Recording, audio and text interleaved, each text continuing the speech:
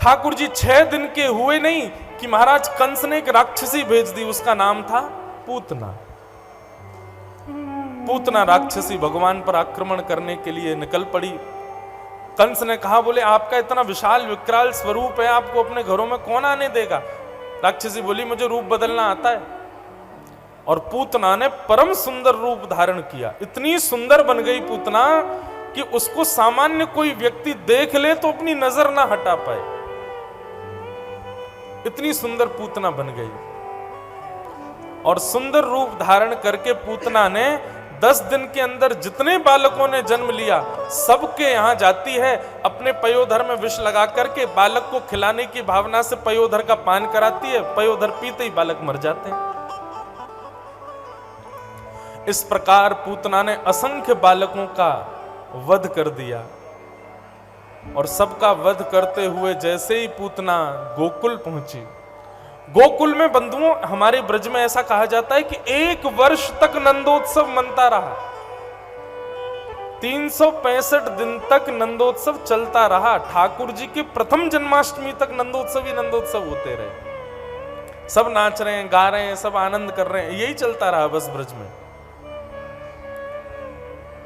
6 दिन के हैं श्री कृष्ण और पूतना का आगमन हो गया। सब लोग नाच रहे थे, गा रहे थे, उत्सव मना रहे थे। जैसे ही पूतना ने गोकुल में चरण रखा,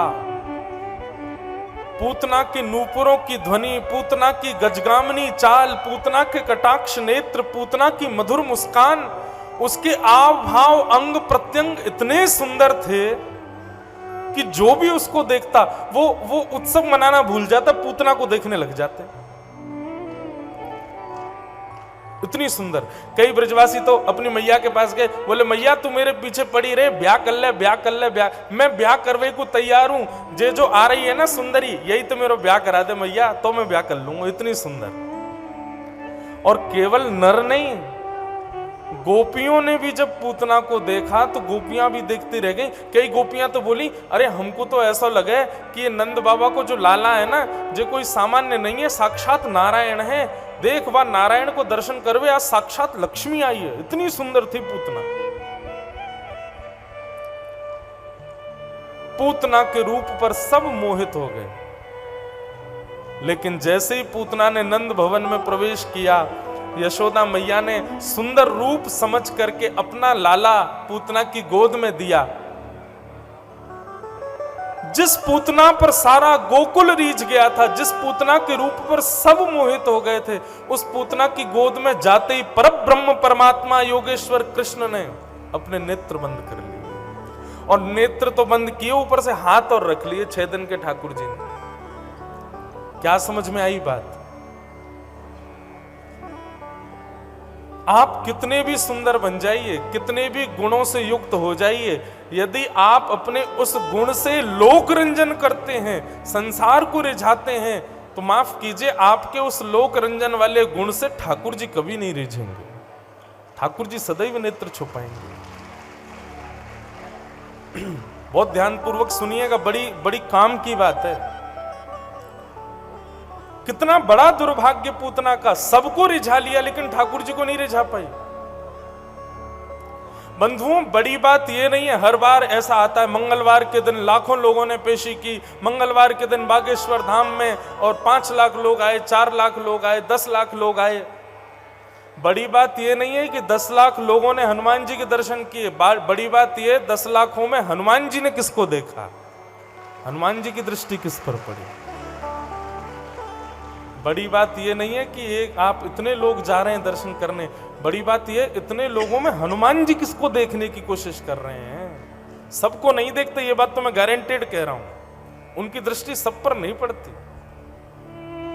हां, कृपा सब पर हो जाती है। कृपा होना, दृष्टि होना, दोनों में अंतर है। कृपा वो कर देते हैं, ठीक है तुम पीड़ा निवृत्त हो जाओ, लेकिन वो तुमको देखें ये सामान्य बात नहीं। उसके लिए तो आपको योग्यता लानी पड़ेगी कि हनुमान जी की दृष्टि हम पर पड़े। और वो दृष्टि कैसे पड़ेगी वही सिखाया जाता है कथाओं में। अपना निर्माण ऐसा करो, अपना स्वरूप ऐसा बनाओ, अपना व्यवहार बुद्धि विचारधारा ऐसी रखो कि ठाकुर जी की दृष्टि आप पर पड़े, हनुमान जी आपको देखें। और एक बात कहें, आप कहेंगे महाराज जी प्रमाण क्या है कि हनुमान जी ने हमको देखा?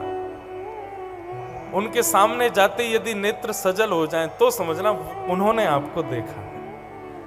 यदि आप सामने जाते सामान्य रहे और सामान्य प्रणाम करके बाहर आ गए तो आप उनको देख के आए हो, उन्होंने आपको नहीं देखा। उनकी दृष्टि आप पर पड़ेगी तो आपके नेत्र सजल हो जाएंगे। आपको पता नहीं रहेगा कारण क्या था, बस अपने आप नेत्रों में आंसू आ जाएंगे। बस यही समझ लेना कि बस ये हनुमान जी ने अब हमको देखा, दृष्टि पड़ी। तो पूतना का कितना बड़ा दुर्भाग्य कि उसको सब रीझ गए लेकिन ठाकुर जी नहीं रीझे उससे। दूसरा कारण कि पूतना से ठाकुर जी नहीं रीझे, उसके पीछे कारण यह है कि ठीक है पूतना सुंदर बन के गई, पूतना ने अपना रूप बदल लिया, सब बात मान लेते हैं हम, लेकिन पूतना ने एक बहुत गलत काम किया। क्या? गोकुल में सब लोग भगवान श्री कृष्ण के जन्मोत्सव को मना रहे थे और पूतना ने आकर के उत्सव मना रहे वैष्णवों का ध्यान अपनी ओर आकर्षित कर लिया, इसलिए ठाकुर जी ने उससे अपनी नजरें छुपा ली।